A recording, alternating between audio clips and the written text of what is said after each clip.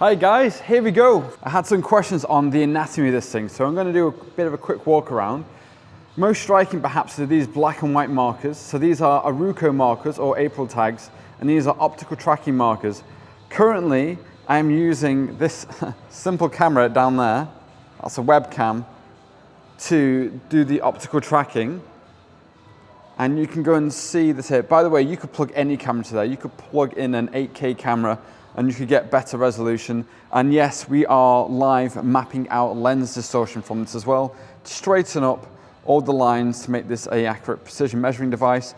You can see those transform frames moving around.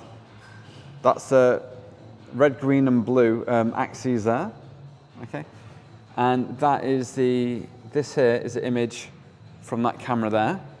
If I'm going to go make the camera tilt up now, and you can see how, as I said, you can see I'm making that camera point up high, and you can see how this also has pointed up as well, because that represents the same angle. Also, here, this is the way that I'm tracking the tilt and roll angles. That's an inertial measurement unit. So an inertial measurement unit, that is an accelerometer, gyroscope, and magnetometer. So we're doing some sensor fusion there to give us a reliable roll and tilt angle. So yes, we can roll. There we go. So we can roll that way. It is a half circle. I could have put a full circle in, but I thought that's just a bit unnecessary because we're mostly going to be using this just to correct for an uneven floor or some slight roll angles for matching up camera poses.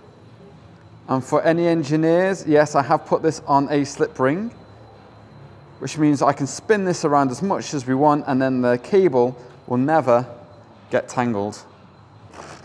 We've got herringbone gears there, which would be normally very expensive and tricky to create if they were made of metal, but they are 3D printed, so they're very easy, self-centering, and quieter than normal spur gears. The inside track of the roll mechanism also has herringbone gears as well. That's 3D printed. It's great 3D printing because you can just make your ideas a reality.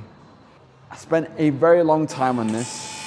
I appreciate people ask for more demonstrations and such, but I've run out of time and I've run out of money that I can spend on this. So if you are interested in this, or you're interested in me as someone who does visual effects and robotics, and you think we'll get along, why don't you get in contact and we can make some really exciting things happen.